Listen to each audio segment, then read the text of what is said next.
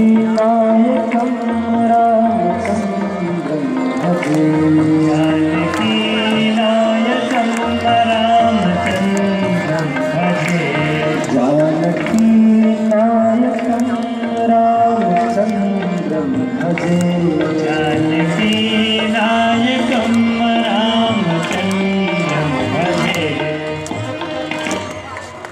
गोविन्द बोल हरि